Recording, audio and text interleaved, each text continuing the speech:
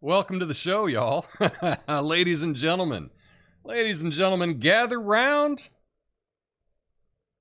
because we got ourselves a little country music tale that's stirring up some dust. Now, you know, country music has a long history of telling it like it is. Oh yeah. No sugarcoating, no frills. And it's like a honky-tonk version of truth serum. Now, this new song causing a ruckus is called Try That in a Small Town. Oh boy, it's like a good old-fashioned country throwdown with some controversial truths laid bare. It's got folks talking. It's not the first time country music has waltzed into controversy. You see, country legends like Johnny Cash, Waylon Jennings, they weren't afraid to tackle tough subjects, to sing about life's hardships and the raw realities of the world, from Folsom Prison Blues to Outlaw Bit. They took the country music scene to places it hadn't been before. So when this new song comes around, calling out wild city behavior and small towns, it's just adding a fresh verse to a long tradition of daring storytelling. It's like a new chapter in a book that's already seen its fair share of plot twists and turns. Now, of course, the critics are out in force, accusing it of glorifying violence, painting small towns in a negative light. But let me tell you, country music isn't just about riding horses and sipping lemonade on a porch swing. It's about painting a true picture, even when the colors are a little bit darker. Now, the artist behind the song, Jason Aldean, he's standing tall, defending it as a genuine reflection of small town life. And the good, the bad, and the slightly outrageous.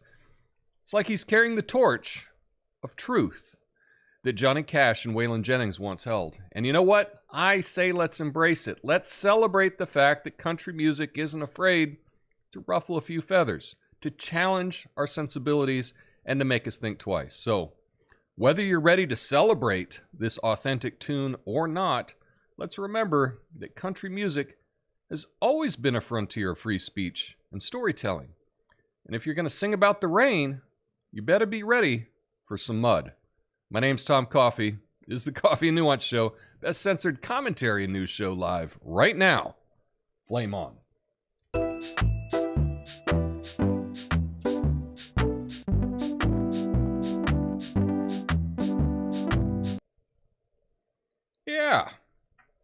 Yeah, this is what we have, another overblown controversy. So here's the story. This is from the New York Times. It's everywhere. Country music star Jason Aldean's music video for the song Try That in a Small Town. It's been pulled by country music television due to accusations of offensive content. Oh my. Video was filmed at the site of historic lynching and features violent news footage. Yikes. And including protests alongside Aldean performing with a guitar in front of the Maury County Courthouse in Tennessee. In the song, Aldean lists behaviors he imagines would not be well received in a small town, such as carjacking an old lady, stomping on the flag. Well, State Representative Justin Jones condemned the song on Twitter, calling it a heinous song, calling for racist violence. And Aldean defended himself, stating that the song does not reflect race, and it is about the sense of community he experienced growing up. CMT confirmed that they stopped airing the video without providing an explanation. So, that's what we have. More controversy. And you know, controversy sells. Did a quick little look, and I believe this is the #1 song across all platforms right now. So, it's good for business. I know this song. I listen to country music in my car when I'm driving. Have it on the country station. I seem to like it. For me, first of all, most country music today, most pop country music today is not really that controversial. For me, it's often kind of a wholesome reflection of Americana, and that's why I like it. But in it, he said all of the video clips were from the news. All of them were from the news. So this is not anything that's not real. And it honestly, I couldn't be, to me, it doesn't seem like that's controversial. You know, try this in a small town. It ain't going over well. You know, that's pretty much the message. And it's true. It's true. Living here in Portland, I can tell you that a lot of the behavior that took place in Portland, or that does take place in Portland, it stops at the city line. That same behavior, you go another 50 yards into Gresham, they don't put up with it. You know, in fact, one of my favorite bike trails, the Springwater Corridor, I bike out to Boring, Oregon, and it is littered with homeless encampments and everything, all the way up to the city line. And then after that, it is pristine and beautiful. And I think that's kind of what this song reflects. You know, that kind of behavior will not be tolerated in small town America. And it's not, frankly. Why is it wrong to sing about the truth? You know, I don't see an issue with that whatsoever. In fact, in every other genre of music, they do this. Are you telling me that rap music does not have any glorification of violence? Right? Right? I mean, let's be serious. It's ridiculous. But we're just talking about country music TV, and they chose to pull the song. I think everyone's getting a lot of good press out of it. So, to me, as the Chiron says, it's another overblown controversy. Hey, do me a favor. If you're watching this live, or if you're watching this video on demand, if you're watching this later, do me a favor, hit that like button. It does make a difference to me. And if this is the first time you've ever seen my show, you might consider subscribing. Check it out again. It might just be your new favorite show. Perhaps. I mean, there's got to be at least a 1% chance, right? So anyway, thanks for watching so far. On my show, I will go through a couple different stories of the day. Today is Wednesday. It's a Big Idea Wednesday. And the idea that I want to talk to you about today is about how to slow down time. Yeah, I'll get to that. But I have a couple other stories to get to. And at the end, I'll have a story with some good news, because we all need some good news in our life. But first up, I got some brand new news, breaking news, about Taco Tuesday.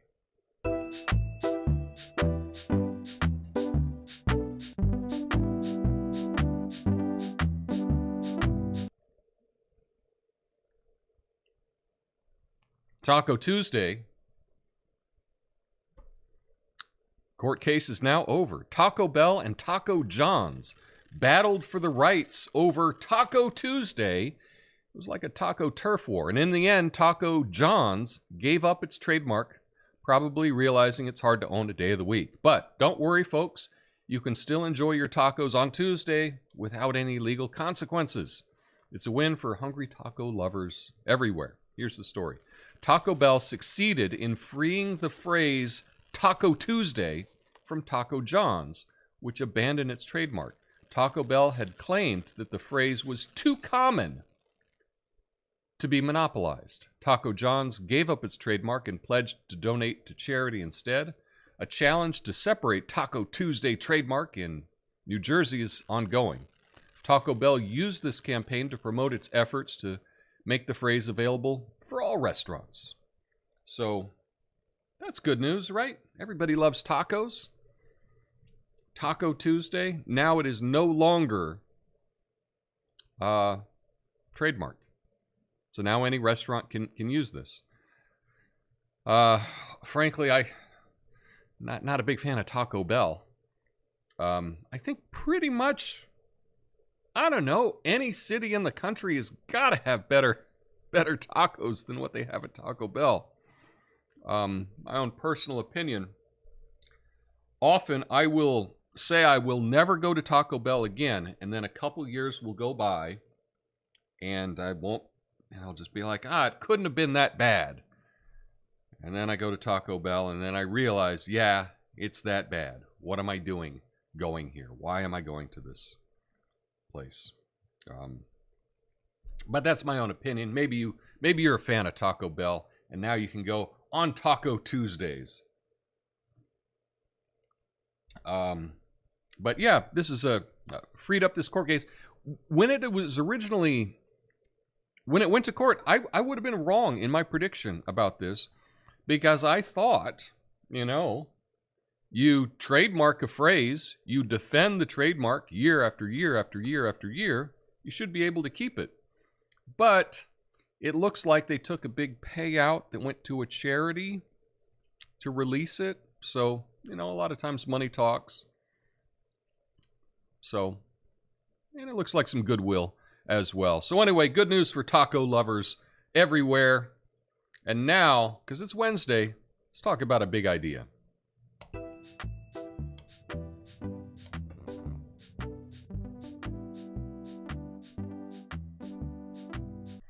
So time seems to pass quickly, especially as we age. Our perception of time is subjective, and various factors can influence it. During the pandemic, many people experienced a shift in their perception of time. Now, as we age, our subjective sense of time speeds up due to the slowing down of cognitive processing.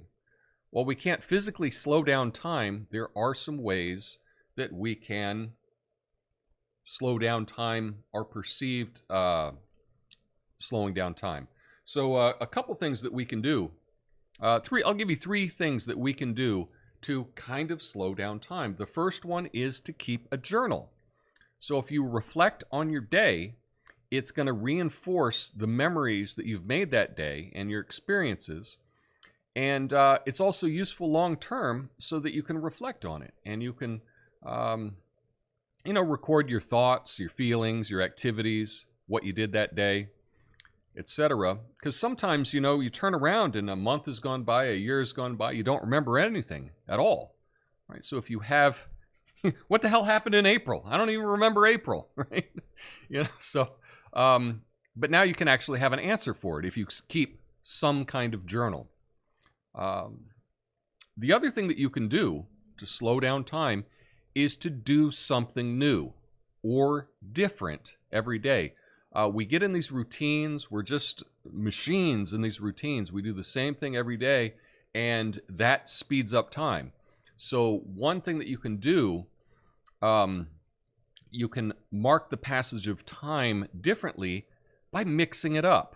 So this will require your brain to process new information, and it's going to expand your subjective experience over a given amount of time.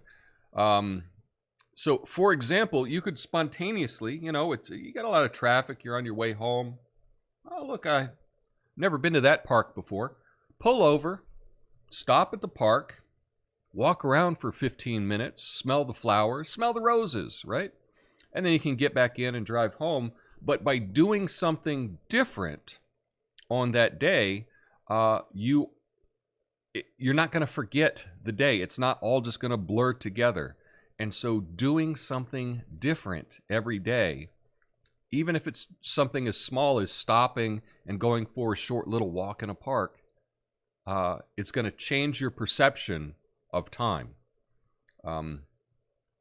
Lastly, and this kind of goes with the smell the roses concept, try lingering places, whether it's at a park or a coffee shop, or any time that you can slow down from the busy, hectic world around you. If you were able to just intentionally take a break, intentionally just linger and reminisce or think about, or just spend some time that you're not thinking about traffic, right? You're not thinking about your job. that is going to change your perception of time, and it's not going to seem like your life is flying by like it so often does. So those are 3 examples that you can do to combat this, just like, oh my God, another year went by,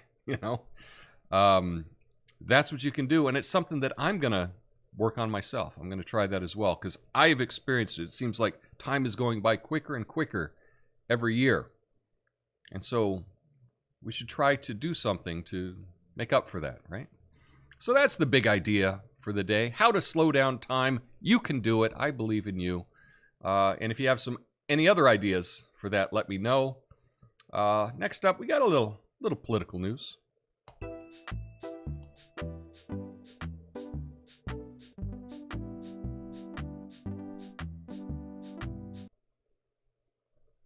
So, looks like Biden has taken his campaign headquarters back to Wilmington for 2024. He says it's because of his family values. And I guess this is so he can keep an eye on Hunter, right? Now, here's the story. President Joe Biden has announced that he will establish his campaign headquarters for 2024 at his long-standing private residence in Wilmington, Delaware, citing the location's connection to his family values and inspiration it provides for his dedication to the American middle class. Biden expressed pride in his family and their representation of his values. Trying not to laugh as I read this. This decision marks a departure from his 2020 campaign headquarters, which were based in Philadelphia due to pandemic-related restrictions. Some advisors reportedly disagreed with the Wilmington location, suggesting it could make recruiting younger campaign aides more challenging compared to a larger city like Philly. So that's 100% true. To me, in my opinion, right, this is just proving to me more and more that Joe Biden is not really running for president. I've seen some stats. I don't have them with me. But it looks like Biden has spent about 1/10 of what Barack Obama spent in his campaign at the same time in Obama's re-election campaign. And I think it's a little bit less than 1/10 is what Biden has spent. So it doesn't even look like he's running for president. Is he really even running for president? Does he have a campaign staff? Are there, I've looked at the website for the merch. They haven't updated it since Pride. You have the Aviator Pride t-shirts. The logo, Biden-Harris, it looks pretty much identical to the one last time. Not really updated it at all. I think the stripes on the E that are like the flag, those changed just a bit. But doesn't even look like he's running. Does it? Has he had any big campaign rallies? Remember when Obama was running, he came here to Portland. They had, 70,000 people at a park outdoor down at the waterfront.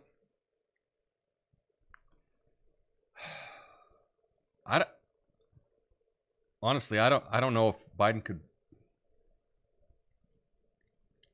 he fill a Taco Bell? I don't know. But to me, it doesn't even look like he's running. And I think he'll be pulled. But we'll just have to see about that. Let me know what you think in the comments. And lastly, we got some good news. Let's get to some good news. We're talking architecture this time.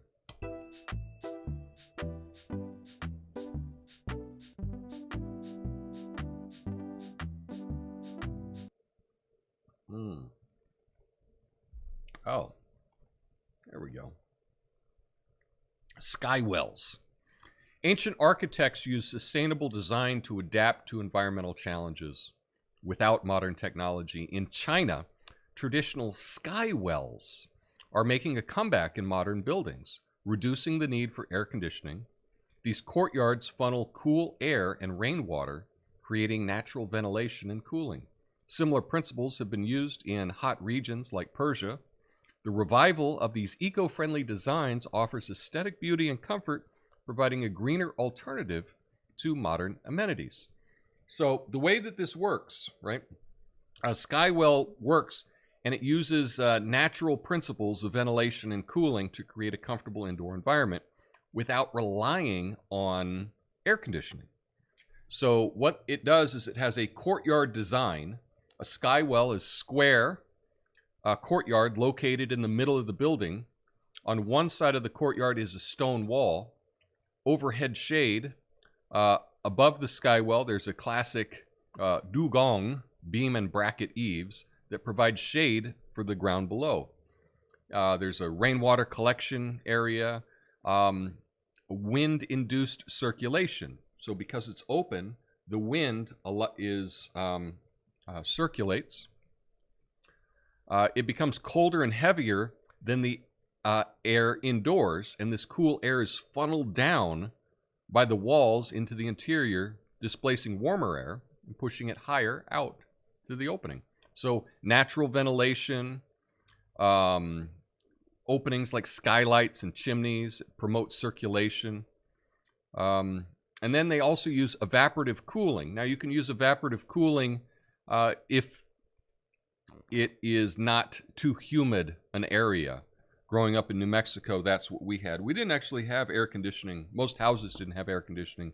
They had swamp coolers, right? And that would be using evaporative cooling as a way to cool the area. You can do that. It's much more energy efficient than air conditioning, although it only really works in the desert, you know. So, but anyway, going back to some of these classical designs, it is a way that you can make things cooler, using less electricity, being more eco-friendly, and it's also very aesthetic.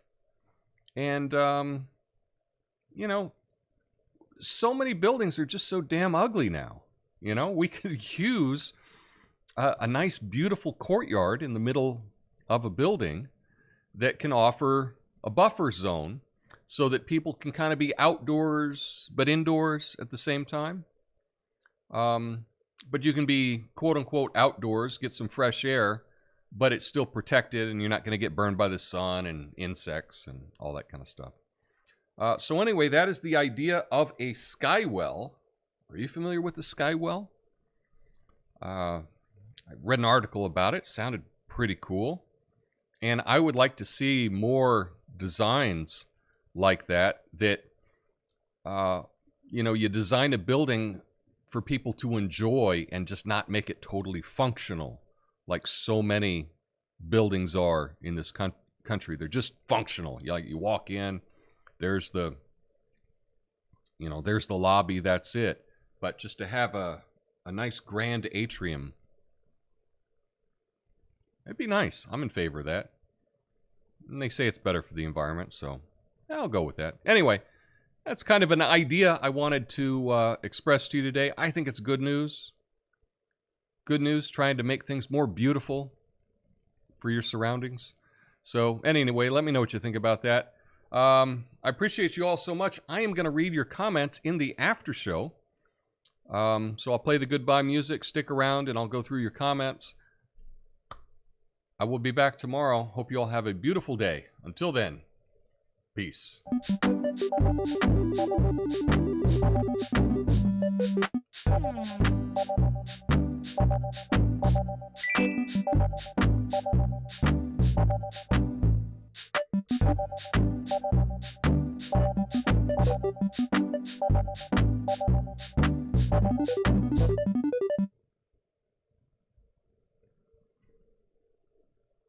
Not a whole lot happening over there on the Rumble, but we got 6 people watching live. So, what's up, everybody, live on Rumble? If you're watching Rumble, we get a lot of more people watching Rumble on the video on demand, played a little bit later in the day. If you were watching on Rumble right now, but it's not live, let me know by hitting that thumbs up button. That'd mean the world to me. And supposedly it makes a difference And we all want to help the algorithm, right? So, but anyway, what's up, Doggo? Good to see you there. Over on YouTube, we got all the bots checking in. I'm just kidding. Apothecary John, Lucid Moments, Pickle Jars for Hillary. So Jason Aldean is pro Second Amendment again. Don't know his thoughts on that.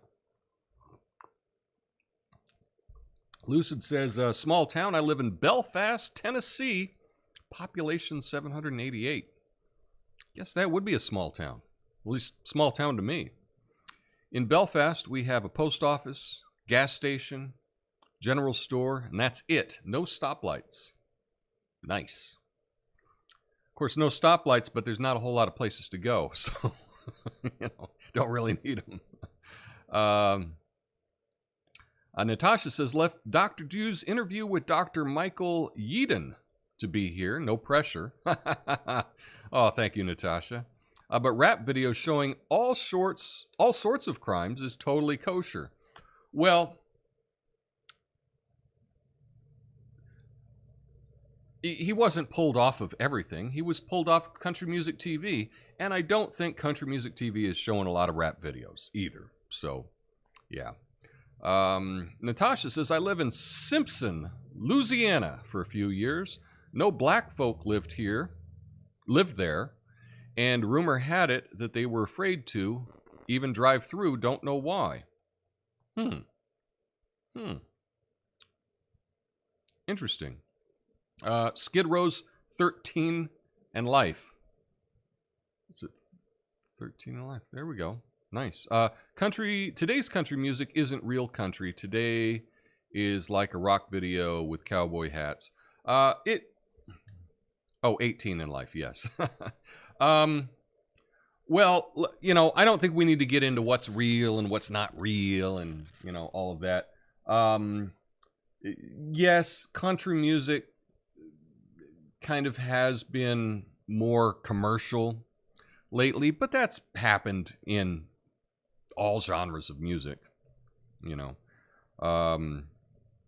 even back when I was a kid and there'd be rock music on the radio, but it'd be like, but that's not the real rock music, middle school, I don't remember them playing Iron Maiden on the radio. It's like, that's the real heavy metal. So I think there's a lot of that with country music. To me, country music, I honestly like all of the shorthand kind of cliches. It's all very, to me, mostly wholesome, nostalgic Americana. Generally speaking, it's usually pretty positive. You listen to most songs, and it's kind of aspirational. I would think that most country music songs today on the radio are more aspirational than they are talking about anything really heavy. And it's not like the old, heartbreak and, my dog died kind of country. It's more, I'm gonna wash my truck and take my girl out on a Saturday night. It just kind of seems nice and positive, aspirational stuff. And I think that's one of the things that I like about modern country music. And I know it's kind of poppy, but I like it. Let's see, who do we have to thank for that? Garth Brooks, yeah, and Chris Gaines' character also. Chris Gaines was great. I'm all about Taco Tuesday. Yeah, my neighbor makes tacos for her son every Tuesday, home-style Taco Tuesday. Taco Bell is overpriced, says Pickle Jars. I haven't been to Taco Bell in years, but like I say, every time I go, I just come back and I always regret it. I always regret going to Taco Bell. I'll get my taco and margarita on Thursday. My son and I go every 2 weeks. Well, that sounds like a good tradition. I've never stuck with journaling for very long, but doing something new sounds fun. Yeah. I bet it helps to journal about the new thing. Yeah. Basement Biden. Yeah, Joe's son is an example of his values. I don't think we should necessarily all be held responsible for how our kids turn out. But, yeah. Joe just needs another thumb drive to win again. Why have a rally? Well, that's what some people say. I need a labeled diagram, please. Yeah, I should have drawn up or had some better graphics for the Skywell. But yeah, Courtyard is a nice place, provided something is actually grown there. Tom, where is the tiki-themed All Right jar you were supposed to make with your 3D printer? Thank you for the reminder. Still working on it. Still working on it. But all right. I appreciate the reminder, and I will get on it. I will get on it. Lucid Moment says Iron Maiden is my favorite group. Nice. Boy, I liked them when I was about 11 years old or something. I couldn't get enough of that.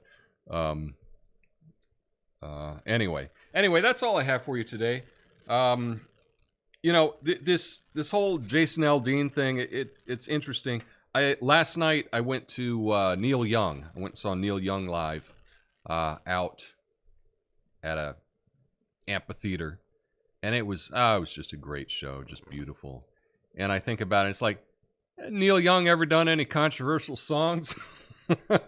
Oh, I don't know, for about 50 years, you know, or probably over 50 years. Neil Young's been making controversial songs. Ohio, right? So, I don't know. That's part of what popular music is. Anyway, I hope you all have a beautiful day. Thanks for sticking with me. Smash that like button, and I will see you mañana. Peace.